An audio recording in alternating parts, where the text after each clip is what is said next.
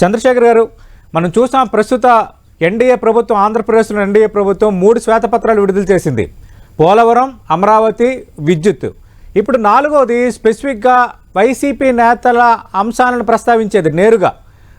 ప్రధానంగా వైఎస్ఆర్ కాంగ్రెస్ పార్టీ నేతలు, వైఎస్ఆర్ కాంగ్రెస్ పార్టీ అధికారంలో ఉన్నప్పుడు యథేచ్ఛగా భూదందాకు పాల్పడ్డారు, సహజ వనరుల దోపిడీ జరిగింది, గనులు, ఇసుక కాదేది కబ్జాకు అనర్హం, కాదేది సంపాదనకు అనర్హం అన్నట్టుగా వ్యవహరించారని నిన్న 4వ శ్వేతపత్రంలో స్వయంగా ముఖ్యమంత్రి చాలా అంశాలు ప్రస్తావించారు. కొన్ని లిస్టులు కూడా చదివారు. ఈ ప్రాంతాల్లో ఈ విధంగా జరిగింది, ఇన్ని ఎకరాలు దోచేశారు, ఈ విధంగా లబ్ధి చేకూర్చారు అని. ఏం చెప్తారు సార్ 4వ శ్వేతపత్రంపై? గుడ్ మార్నింగ్ సతీష్ గారు. గుడ్ మార్నింగ్ చంద్రశేఖర్ గారు. 10 టీవీ ప్రేక్షకులకి, వీక్షకులకి శుభోదయం. మొట్టమొదటిగా చంద్రబాబు నాయుడు గారు తను ఇచ్చినటువంటి హామీలు నేను నెరవేర్చలేను అని ఆయన చెప్తున్నటువంటి విధానం ప్రజలు అర్థం చేసుకోవాలి.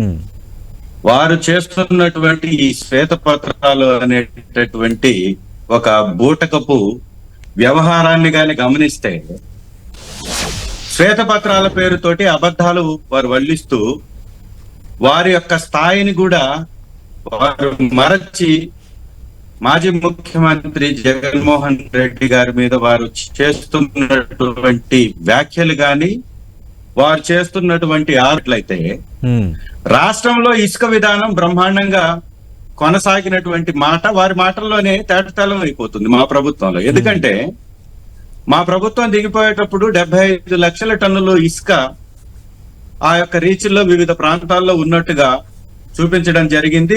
రికార్డ్స్ కూడా మేము ఇవ్వడం జరిగింది. కానీ వారు కొత్తగా వారు విడుదల చేసినటువంటి వారి యొక్క ఈ రికార్డ్స్ ప్రకారం మాత్రం 40 లక్షల టన్నులు మాత్రమే ప్రభుత్వం దగ్గర ఉంది అని వారు చూపించారంటే, మిగిలినటువంటి 30 లక్షల టన్నుల ఇసుకని మధ్య దళారులు లేపేశారు.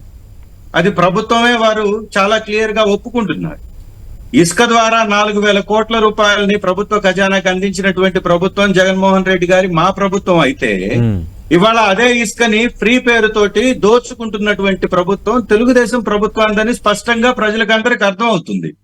ఉచిత ఇసుక పేరుతోటి వాగ్దానాలు చేసి ఉచిత ఇసుక ఇస్తున్నాము, ఇవ్వబోతున్నాము అని ప్రజల్ని యామార్చి, ఇవాళ ప్రజలు ఉచితంగా ఇసుక ఎందుకు ఇవ్వట్లేదంటే, మీకు ఇంటికి తీసుకొచ్చి ఇస్తామన్నావా, లేకపోతే మీ ఇళ్లు కట్టిస్తామన్నావా అని వారి మీదే చెలక్తులు వేస్తున్నటువంటి పరిస్థితిని కానీ ఒకసారి గమనించినట్లయితే, పోలవరానికి ఏ విధంగా అయితే 4 సంవత్సరాల దాకా కట్టలేము అని తిలోదకాలు ఇస్తూ ఒక శ్వేతపత్రాన్ని విడుదల చేశారో, అదే విధంగా ఉచితాల పేరుతోటి వారు ఇచ్చినటువంటి హామీల్ని నెరవేర్చాలనేది అనేటటువంటి మాటని కప్పిపుచ్చటానికి ఈ శ్వేతపత్రాల పేరుతోటి అబద్ధపు అసత్యాలను ప్రచారం చేసుకుంటూ నిత్యం ప్రజల యొక్క అటెన్షన్ ని మరల్చేటటువంటి ప్రయత్నం చేయడం తప్ప ఇంకోటి కానే కాదనేది స్పష్టంగా అర్థమవుతుంది. వారు ఇచ్చినటువంటి ఆ యొక్క భూములకు సంబంధించినటువంటి శ్వేతపత్రాల విషయంలో కూడా వారు మాట్లాడుతుంది చాలా పొరపాటు. వైఎస్ఆర్ కాంగ్రెస్ పార్టీ వచ్చిన తర్వాత ఎక్కడ ఏ రాష్ట్రంలో కూడా లేని విధంగా అద్భుతంగా భూ సర్వే చేసింది. భూ సర్వే చేయడం వల్ల ఎవరి భూమి ఎక్కడ ఉంది, ప్రభుత్వ భూమి ఎక్కడ ఉంది, ప్రజల యొక్క పేదల యొక్క భూములు ఎక్కడెక్కడ ఉన్నాయి, అవంతా ప్రభుత్వానికి తెలుసు. ఇవాళ అదే గాని ల్యాండ్ టైటిలింగ్ యాక్ట్ ని గాని అమలు పరిచినట్లయితే, నీతి ఆయోగ్ సూచించినటువంటి ఆ ల్యాండ్ టైటిలింగ్ యాక్ట్ ని గాని అమలు పరచడంలో కానీ వీరందరూ ప్రతిపక్షాలు కూడా సహకరించినట్లయితే, ఒక మంచి విధానంతో అమలు పరిచినట్లయితే, రేపనే రోజు భూములకు సంబంధించినటువంటి వివాదాలు వచ్చే అవకాశమే ఉండేది. చంద్రశేఖర్ గారు, మీ ఓటమికి దారి తీసిన ప్రధాన కారణాలు ఏపీ ల్యాండ్ టైటిలింగ్ యాక్ట్ ఒకటి కదా. ఆ యాక్ట్ పేరుతో మీరు మరో భూదందాకు సిద్ధమయ్యారన్న ప్రచారం విపక్షాలు చేశాయి, ప్రజలు కూడా విశ్వసించారు. మళ్ళీ ఇంకా అదే కరెక్ట్ అని ఎలా అంటున్నారు సార్? బాబాసాహెబ్ అంబేద్కర్ గారు ఒక గొప్ప మాట చెప్పారు సార్. ఈ ప్రపంచంలో రోజు సత్యాన్ని కూడా రోజు పలుకుతూనే ఉండాలి, లేకపోతే అసత్యమే సత్యంగా మారి ఈ ప్రపంచాన్ని దహించి వేస్తుందని చెప్పినటువంటి బాబాసాహెబ్ అంబేద్కర్ గారి మాటలు కూడా ఈ రాష్ట్రానికి పర్ఫెక్ట్ గా సరిపోతాయి. ఎందుకంటే భూ సర్వే అనేది చేయడం వల్ల భూమి ఎవరి పేరు మీద ఉంది అనేది బయటకు వచ్చేటటువంటి అవకాశం ఉంటుంది. భూమి ఎవరి పేరు మీద ఉందో తెలిసినట్లయితే, దానికి హక్కు కల్పించినట్లయితే, రేపనే రోజు ఎవరు కూడా భూ కబ్జాదారులు గాని, లేకపోతే అక్రమంగా భూమిని కొట్టేసేటటువంటి కేటుగాళ్లు గాని ఆ భూమి జోలికి వెళ్లకుండా ప్రభుత్వమే వారికి భీమానిచ్చి ప్రభుత్వమే వారికి భద్రతను కల్పిస్తుంది. ఉమ్, పేదవాడు ఏ విధంగా భూమిని నష్టపోయేటటువంటి పరిస్థితి రాదు. అయితే ఉమ్. అలాంటి గొప్ప కార్యక్రమాన్ని పక్కన పెట్టేసి అంటే మీరు ఫోటో చెప్పడం వరకు వేశారు, బాగానే ఉంది. మంత్రుల మీద చంద్రశేఖర్ గారు- ఫోటో వేశారని తప్పుడు ప్రచారం చేశారు. చంద్రశేఖర్ గారు మీరు తప్పుడు ఎప్పటి నుంచి ప్రచారం రాజకీయాల్లో చేసి, ఉన్నారు? విష ప్రచారం ద్వారా అమరావతిలో కొట్టివేసినటువంటి వారి కాదు భూములు. కాదు మీరు ఎప్పటి నుంచి రాజకీయాల్లో ఉన్నారు? ఇప్పుడు శాసనసభ్యుడిగా ఉన్నారు. అంటే ఏపీ ల్యాండ్ టైటిలింగ్ యాక్ట్ మంచి యాక్ట్, విపక్షాలు దుష్ప్రచారం చేశాయని మీరు ఇప్పటికీ చెప్తున్నారు. నీతి ఆయోగ్ ఆలోచన చేసింది ఒక్కటి, మీరు చేసింది ఒక్కటి అనేది కదా ప్రధాన ఆరోపణ. మీరు కొన్ని ఆల్టర్ చేశారు, ఇక్కడ మీరు కొన్ని మార్చారు ఆ పాలసీలో. అది కొంత సతీష్ గారు- అనుమానాలకు దారితీసేటట్టుగా సతీష్ ఉంది కదా గారు- మీ పైన ఆరోపణ. సార్, ఉమ్, ఫోటోలు వేశారు అనేటటువంటి తప్పుడు ప్రచారం కాకుండా ఉమ్, భూ ల్యాండ్ టైటిలింగ్ యాక్ట్ మీద ఈ ప్రతిపక్షాలు చేసినటువంటి ఒక మంచి ప్రజలకు అర్థమయ్యేటటువంటి ఒక వారు చెప్తున్న విధంగా ప్రజలకు వ్యతిరేకంగా ఉన్నటువంటి నిబంధన గాని నియమం గాని ఏదన్నా ఉంటే ఒకటి బయట పెట్టాలి కదా. ఫోటోలు వేయడం అనేది ప్రధానమంత్రి గారు వేసుకున్నారు, చాలా రాష్ట్రాల్లో రాష్ట్ర ముఖ్యమంత్రులు వేశారు, చంద్రబాబు నాయుడు గారు అనేక ప్రభుత్వ పథకాల మీద వారు ఫోటోలు వేశారు. ఇదంతా కూడా గతం నుంచి జరిగినటువంటి వ్యవహారమే, కొత్తగా వచ్చిన వ్యవహారం కానీ కాదు. వారు వేస్తే పాస్ మాత్రం పుస్తకాల మీద అద్భుతం. ఫోటోలు, సర్వే రాళ్లపైన ఫోటోలు అవన్నీ కొంత వైఎస్ఆర్ కాంగ్రెస్ పార్టీ నేతల్లో కూడా కొంత పెదవిరుపు కారణమయ్యాయి కదా చంద్రశేఖర్ గారు. సార్, ఇప్పుడు నార్మల్ రాళ్లు గాని వేస్తే ఉమ్, అది ఎవరైనా తీసుకొచ్చి వేసుకునేటటువంటి అవకాశం ఉంటుంది. ఒక ప్రత్యేకమైనటువంటి ప్రభుత్వం ద్వారా వచ్చిన రాయి గాని వేస్తే అది ప్రభుత్వం వేసినటువంటి హద్దుగా పరిగణలోకి తీసుకోబడుతుంది అనే ఉద్దేశంతో తీసుకున్నటువంటి మాట వాస్తవం. నిజంగా మీకు అలాంటిది నిజంగా ప్రజలకి నచ్చలేదు అనుకుంటే మీరు మార్చి వేరే రాళ్లు వేసి మీరు మీ ఫోటో వేసుకోకుండా ప్రజలకి ఇది పారదర్శకంగా మీరు చేసి పెట్టొచ్చు కదా. ఎందుకు చేయట్లేదు? ఎందుకంటే అమరావతి పేరుతోటి కొట్టివేసినటువంటి భూముల్ని మీరు రక్షించదలుచుకున్నారు. గీతం యూనివర్సిటీలో కొట్టివేసినటువంటి భూముల్ని మీరు రక్షించదలుచుకున్నారు. మీ పార్టీకి చెందినటువంటి వ్యక్తులు 2014 నుంచి 2019 వరకు కొట్టివేసినటువంటి భూముల్ని అదే గాని పేదవాడికి హక్కు కల్పిస్తే మీ నాయకుల దగ్గర నుంచి ఆ భూములన్నీ కూడా లాగివేయబడతాయి కాబట్టి వాటిని అడ్డుకున్నారు. అంతే తప్ప ఈ దేశంలో పరిపాలిస్తున్నటువంటి ఎన్డీఏ ప్రభుత్వం తీసుకొచ్చినటువంటి ఒక కార్యక్రమం అది.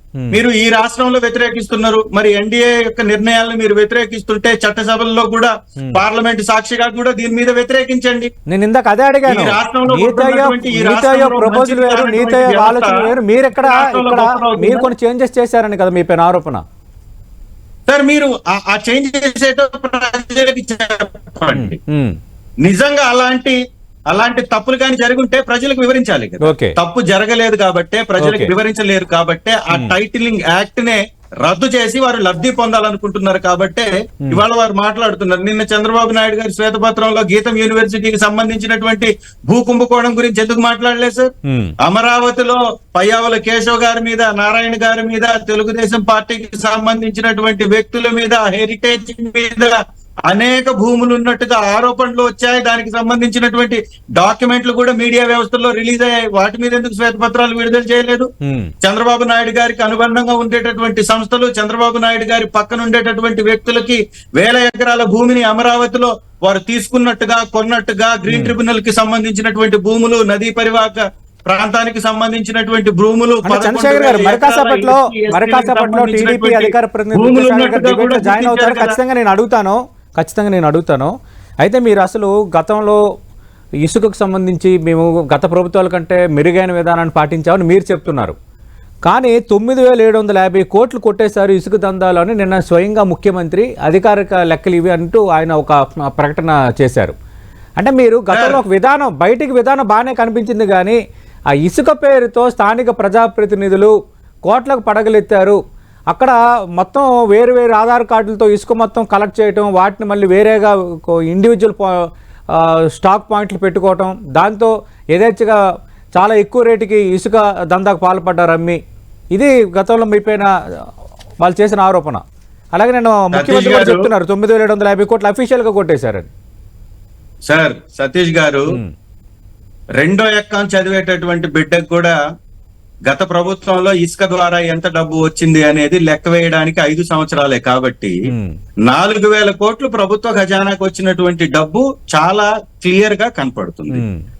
ప్రభుత్వానికి 750 కోట్లు ఒక్కొక్క సంవత్సరానికి డబ్బు వచ్చి ఒక సంస్థ దాన్ని ఇన్ని లక్షల టన్నులు అని వాటిని తవ్వుకోవడానికి పర్మిషన్ తీసుకొని కేంద్ర వ్యవస్థలైనటువంటి గనుల శాఖ నుంచి పర్మిషన్ తవ్వుకొని దానికి లోబడి మాత్రమే తవ్వారు కాబట్టి గ్రీన్ ట్రిబ్యునల్ లో వీళ్ళు అనేక సార్లు కంప్లైంట్లు వేసినా కూడా ఎక్కడ అక్రమంగా ఇసుక తవ్వలేదు అని నిర్ధారణ జరిగింది. అదే చంద్రబాబు నాయుడు గారు 2014 నుంచి 19 సమయంలో గ్రీన్ ట్రిబ్యునల్ 100 కోట్ల పెనాల్టీ వేసింది. ఎందుకు వేసింది? అక్రమంగా ఇసుకని తవ్వారు కాబట్టి, అక్రమంగా గ్రీన్ ట్రిబ్యునల్ భూముల్ని ఆక్రమించారు కాబట్టి, అక్రమంగా చెట్లని నరక్కి వేశారు కాబట్టి. మరి 100 కోట్ల పెనాల్టీ వేసినటువంటి ప్రభుత్వం మీ ప్రభుత్వం అయితే ₹1 కూడా గ్రీన్ ట్రిబ్యునల్ కి సంబంధించినటువంటి సంస్థ ఈ ఇసుక దోపిడీ మీద కానీ ఇంకొక దాని మీద కానీ ₹1 పెనాల్టీ వేయలేదంటే ఏ విధమైనటువంటి పారదర్శక విధానాన్ని వైఎస్ఆర్ కాంగ్రెస్ పార్టీ ప్రభుత్వంలో అమలు పరిచిందో అర్థమవుతుంది. రెండవది, ఇవాళ ఉచిత ఇసుక ఏమైంది సార్? మేమేమంటున్నాం అంటే ఇప్పుడు 4,000 కోట్లు హుష్కాక్ అయిపోయాయి, ప్రభుత్వంకి వచ్చేటటువంటి లాభం రాదు అని తేల్చి వేశారు. మీరు ఉచితంగా ఇసుక ఇస్తున్నామని మీరు తేల్చి చెప్పేశారు. మరి ₹295 ఒక చోట రీచ్ లో ఇసుకని మీరే జీవో జారీ చేశారు. అదే కానీ మీరు స్టాక్ పాయింట్ దగ్గరకు వస్తే గతాన్ని మించి 1,400 నుంచి 1,500 రూపాయలు అక్కడ టన్ను ఇసుకను అమ్ముతున్నటువంటి పరిస్థితి కనపడుతుంది. పేదవాడికి ఉచిత ఇసుక దొరకట్లేదు. పేదవాడు ప్రశ్నిస్తే, ప్రతిపక్షాలు ప్రశ్నిస్తే ఏమి ఇల్లు కూడా కట్టిస్తామని చలోక్తులు మీరు విసురుతున్నటువంటి సందర్భం అంటే ఏం చెప్పదలుచుకుంటున్నారు మీరు? రైట్ రైట్ ప్రస్తుతం డిబేట్ లో జాయిన్ అవుతున్నారు టీడీపీ అధికార ప్రతినిధి విద్యాసాగర్ గారు. డైవర్షన్ పాలిటిక్స్ ఎక్కడా లేవు, మా హామీలు ఏ విధంగా నెరవేరుస్తున్నామో ప్రజలు గమనిస్తున్నారు, వైఎస్ఆర్ కాంగ్రెస్ పార్టీ కనిపించడం లేదు, చిన్న ఇష్యూని పెద్ద ఇష్యూగా క్రియేట్ చేస్తున్నారు, కొన్ని శాంతి భద్రతలకు సంబంధించిన ఇష్యూస్ అని విద్యాసాగర్ గారు ఆరోపిస్తున్నారు. సరే, వారు కూడా అంతకు మించి ఏం మాట్లాడలేనటువంటి పరిస్థితి. విద్యాసాగర్ గారు ఈ నెల రోజుల్లో ఏం చేశారో ప్రజలు చూస్తున్నారు అంటున్నారు. వాస్తవమే సార్, ప్రజలే చూస్తున్నారు. ఏ విధంగా స్టాక్ యార్డుల్లో ఉన్నటువంటి ఇసుక మాయమైందో ప్రజలు చూస్తున్నారు. ఏ విధంగా అమ్మక వందనం పేరుతోటి మీరు అమ్మక వెన్నుపోటు పొడిచారో ప్రజలు చూస్తున్నారు. ఒక అకాడమిక్ ఇయర్ స్టార్ట్ అయినటువంటి మొదట్లో ఆ డబ్బు ఏదైతే ఇవ్వాలో ఈ రోజు వరకు ఇవ్వకుండా మీరు బుకాయిస్తూ ఒక తప్పుడు జీవో వదిలి 29 జీవో నంబర్ లో ఈచ్ మదర్ కి ₹15,000 అని చెప్పేసి మీరు మాట్లాడి ప్రజలు, మీడియా వ్యవస్థలు చివాట్లు పెట్టడం మొదలు పెట్టేటప్పటికి మళ్ళీ దాని మీద వివరణ ఇచ్చుకున్నటువంటి మీ ప్రభుత్వం ఇంతకంటే గొప్పగా చేస్తుందని మీరు అనుకోకపోవడమే గొప్ప. రెండవది, 15,000 మంది సర్వేర్లు ఈ రాష్ట్రం వ్యాప్తంగా సర్వే చేసి భూములు ఎక్కడ ఉన్నాయి, చుక్కల భూములు ఎక్కడ ఉన్నాయి, అసైన్డ్ భూములు ఎక్కడ ఉన్నాయి, ప్రజలకి ఏ ఇబ్బంది జరగకుండా చుక్కల భూములు, అసైన్డ్ భూముల్ని ఉచితంగా వారి పేరు మీదకి బదలాయించి పేదల్ని ఆదుకునే ప్రయత్నం చేసినటువంటి వైఎస్ఆర్ కాంగ్రెస్ పార్టీ మీద విషం కక్కుతున్నటువంటి మీరు గతంలో ఎన్ని ఫ్యాక్టరీలకి 1,000 ఎకరాలు దోచిపెట్టారో దానికి సంబంధించినటువంటి రికార్డ్స్ ని కూడా శ్వేతపత్రం రిలీజ్ చేయాలి కదా.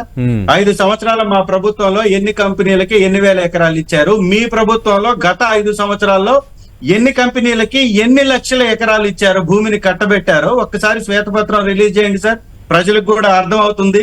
ఈ నెల రోజుల్లో మీరు చేసింది ఏంటి అంటే స్టాక్ యార్డుల్లో ఉన్నటువంటి ఇసుకను దోచుకోవడం, వైఎస్ఆర్ కాంగ్రెస్ పార్టీకి ఓటు వేసినటువంటి నాయకుల మీద దాడులు చేయడం, ఎవరైనా ప్రశ్నిస్తే వారి మీద కేసులు పెట్టడం కోసం ఎవరైనా కానీ వ్యతిరేకిస్తే ఆ ఆఫీసర్లని నిలువున మీరు భయపెట్టి వారిని ట్రాన్స్ఫర్ చేయడం. ఇది కాకుండా ఈ 1 month లో చేసినటువంటి ఒక అద్భుతమైనటువంటి పని చెప్పండి. ఒకే ఒక్క నెలలో 7,000 కోట్లు అప్పు చేసినటువంటి ప్రభుత్వం మీది.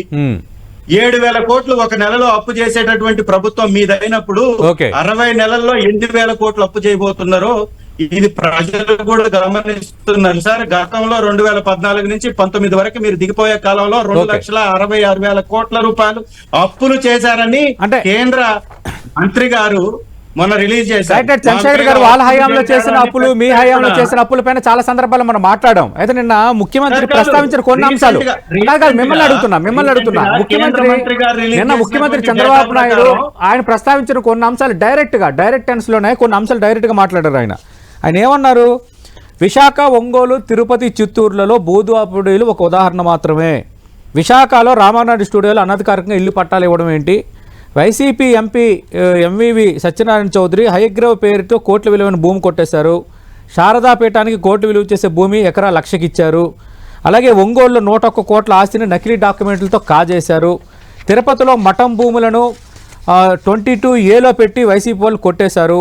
విలువైన 70 ఎకరాల వరకు భూమిని 22A పెట్టి దోచేశారు. చిత్తూరులో 982 ఎకరాల భూమిని రైతువారి పట్టాల ద్వారా వైసీపీ నాయకులు కొట్టేశారు. పొంగనూరులో ఓ బడానేత అధీనంలో రైతువారి పట్టాల ద్వారా భూమిని కొట్టేశారు. ఇళ్ల పట్టాల ద్వారా 3000 కోట్ల రూపాయల అక్రమాలు జరిగాయి. ఎస్సీ ఎస్టీల నుంచి 10,000 ఎకరాల అసైన్డ్ భూములను ఇళ్ల పట్టాల కోసం లాక్కున్నారు. ఇలా ఇంకా చాలా ఉన్నాయి, అన్ని 1 by 1 బయటకు వస్తాయి అని అన్నారు. దీనిపై మీ సమాధానం ఏంటి? సార్ చాలా సింపుల్. గీతం యూనివర్సిటీలో వాళ్ళ బంధువులకు సంబంధించినటువంటిది గీతం యూనివర్సిటీ. వైఎస్ఆర్ కాంగ్రెస్ పార్టీ ప్రభుత్వంలో 24.13 ఎకరాల భూమిని స్వాధీనం చేసుకున్నారు. దీని మీద ఎందుకు శ్వేతపత్రం విడుదల చేయలేదు? ఇది ఒకసారి చెప్పాలి ఫస్ట్. రెండవది, ఎగ్జాంపుల్ గా వీరు చేస్తున్నటువంటి మాటలు తప్పు అని నిరూపించడానికి ఒంగోలునే తీసుకున్నాం. ఎందుకంటే ప్రకాశం జిల్లా వాసిగా 101 ఎకరాకి సంబంధించినటువంటి భూదోపిడీ అని వారు మాట్లాడారు. కాబట్టి ఇవాళ ప్రకాశం జిల్లాలో ఎవరి పేరు మీద అయితే భూదోపిడీ జరిగింది, ఎవరైతే భూములు కొట్టేశారని మాట్లాడుతున్నారో ఆ వ్యక్తులందరూ ఇవాళ తెలుగుదేశం పార్టీలో ఉన్నారు. తెలుగుదేశం పార్టీని వారి వల్ల రిప్రజెంట్ చేస్తున్నారు. ఎవరి పేర్ల మీద అయితే భూములు కొట్టివేశారు అని చెప్తున్నారో, ఎవరైతే ఆ యొక్క ఆరోపణలు ఎదుర్కొన్నారో వారందరూ తెలుగుదేశం పార్టీలో ఉన్నారు. వారి పేర్లు వివరించండి, వారు ఎవరి దగ్గర ఉన్నారో బయట పెట్టండి.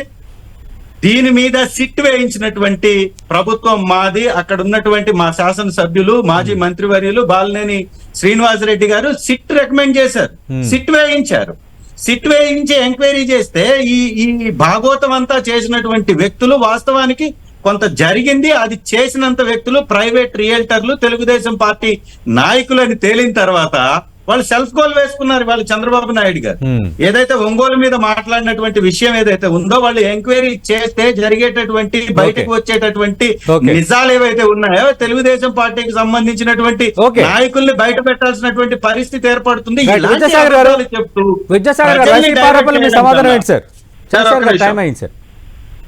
సార్ ఒక్క నిమిషం సింపుల్ గా ఇంతసేపు మాట్లాడినా కూడా విద్యాసాగర్ రావు గారు వారు ఏదైతే గీతం భూములు కొట్టేశారో దానికి సంబంధించినటువంటి వివరాలు మాత్రం ఏమీ చెప్పలేదు. అంటే దాని అర్థం ఏంటంటే 24 ఎకరాల భూమిని చంద్రబాబు నాయుడు గారి ప్రభుత్వంలో కొట్టేసింది వారు ఒప్పుకున్నట్టుగా లెక్క.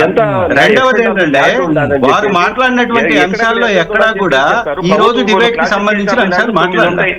చంద్రబాబు నాయుడు గారు ఒంగోలుకు సంబంధించి మాట్లాడితే తీసుకెళ్లి చిత్తూరు గురించి చెప్తున్నారు తప్ప నేను ఒంగోలు గురించి మాట్లాడితే ఒంగోలు గురించి చెప్పలేనటువంటి పరిస్థితిలో వారు ఉన్నారు.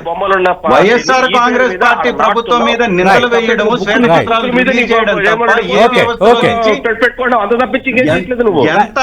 ఎంత జరిగింది. థ్యాంక్ యూ చంద్రశేఖర్ గారు.